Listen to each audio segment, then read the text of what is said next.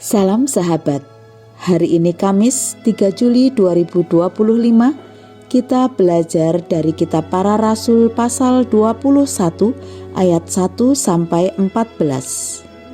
Kisah Para Rasul pasal 21 ayat 1 sampai 14, demikianlah sabda Tuhan. Setelah kami berpisah dari mereka dan sudah bertolak, kami langsung berlayar ke Kos, dan hari berikutnya ke Rodos, dan dari sana ke Patara. Lalu setelah kami menemukan sebuah kapal yang menyeberang ke Fenisia, kami naik kapal itu dan berlayar. Ketika kami sudah mulai melihat Siprus, kami melewatinya di sebelah kiri kami dan tetap berlayar ke Siria. Lalu turun di Tirus karena kapal akan menurunkan muatannya. Setelah berjumpa dengan para murid, kami tinggal di sana selama 7 hari. Dan, melalui Roh, mereka terus menasihatkan Paulus agar tidak naik ke Yerusalem. Ketika waktu kami di sana sudah habis, kami berangkat dan melanjutkan perjalanan kami. Mereka semua, bersama istri dan anaknya, mengantarkan kami sampai keluar kota. Lalu, setelah berlutut di pantai dan berdoa, kami berpamitan satu sama lain. Kemudian, kami naik ke kapal dan mereka pulang lagi ke rumah. Setelah kami mengakhiri perjalanan dari Tirus, kami sampai di Ptolemais, dan kami menyapa saudara-saudara seiman, serta tinggal bersama mereka selama sehari. Pada hari berikutnya, kami berangkat dan pergi ke Kaisarea, lalu masuk ke rumah penginjil Filipus, yang adalah satu dari 7 orang itu, lalu tinggal bersamanya. Ia mempunyai 4 anak perawan yang bernubuat. Sementara kami tinggal di situ selama beberapa hari, seorang nabi bernama Agabus turun dari Yudea. Lalu, setelah mendatangi kami, ia mengambil ikat pinggang Paulus dan mengikat tangan dan kakinya sendiri, lalu berkata, "Inilah yang Roh Kudus katakan, dengan cara ini orang-orang Yahudi di Yerusalem akan mengikat orang yang mempunyai ikat pinggang ini dan menyerahkannya ke tangan bangsa-bangsa lain." Ketika kami mendengar hal itu, kami dan orang-orang yang tinggal di sana memohon Paulus agar tidak naik ke Yerusalem.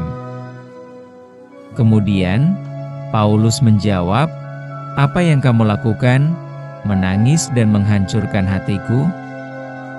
Sebab aku siap, bukan hanya untuk diikat, tetapi juga untuk mati di Yerusalem demi nama Tuhan Yesus." Dan, karena Paulus tidak bisa diyakinkan, kami diam dan berkata, "Biarlah kehendak Tuhan yang terjadi." Tema kita, 2 suara Roh Kudus.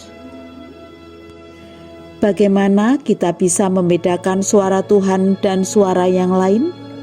Lalu bagaimana seandainya suara Roh Kudus berbeda pada suatu waktu dan waktu lainnya? Mana yang harus kita pilih?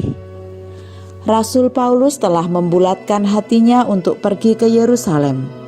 Dalam perjalanannya, tepatnya ketika ia dan rekan-rekannya singgah di Tirus dan Kaisarea, 2 kali ia diberi nasihat yang terkesan aneh. Nasihat pertama datang dari murid-murid Paulus. Oleh kuasa Roh, mereka menasihati Paulus untuk tidak pergi ke Yerusalem. Nasihat kedua datang dari orang-orang di rumah Filipus. Atas perkataan Roh Kudus melalui Agabus bahwa Paulus akan diikat dan diserahkan, mereka meminta agar Paulus tidak pergi ke Yerusalem. Kedua nasihat itu sama-sama berasal dari Roh Kudus. Lalu ketika Paulus tidak menuruti nasihat tersebut, apakah itu artinya dia tidak menaati Roh Kudus? Tentu saja tidak.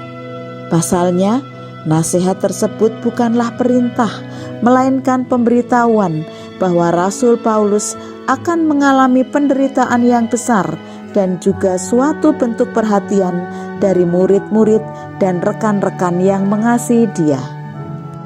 Rasul Paulus dihadapkan dengan dua pilihan yang tidak salah. Pasalnya, kedua pilihan itu berasal dari Roh Kudus. Pilihan yang satu adalah menghindari resiko, sedangkan pilihan yang satunya lagi adalah mengambil resiko tersebut. Akan tetapi, tekad Paulus begitu kuat hingga dia rela mati demi memberitakan Injil Tuhan Yesus. Oleh karena tekad inilah, Paulus mengambil pilihan kedua dan tetap pergi ke Yerusalem. Kita bisa melihat bahwa Allah bukanlah pribadi yang otoriter. Dia memberikan pilihan dan menyadarkan kita akan resiko yang akan kita hadapi nanti.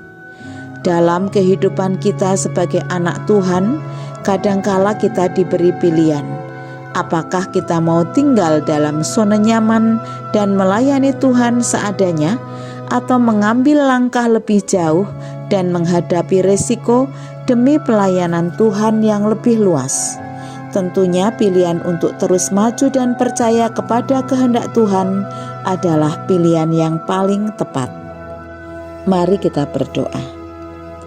Bapa di surga, dalam kehidupan kami sebagai anak Tuhan, seringkali kami diberi pilihan, apakah kami ingin tinggal dalam zona nyaman dan melayani Tuhan dengan seadanya, atau kami dapat mengambil langkah lebih jauh dan menghadapi resiko demi pelayanan Tuhan yang lebih luas. Tolonglah kami Tuhan untuk memilih yang terbaik seturut kehendak Tuhan. Ajar kami melayani Tuhan dengan sepenuh hati kami dimanapun kami berada, baik di dalam keluarga kami masing-masing, di lingkungan kerja kami, ataupun di tengah-tengah masyarakat di mana Tuhan menempatkan kami.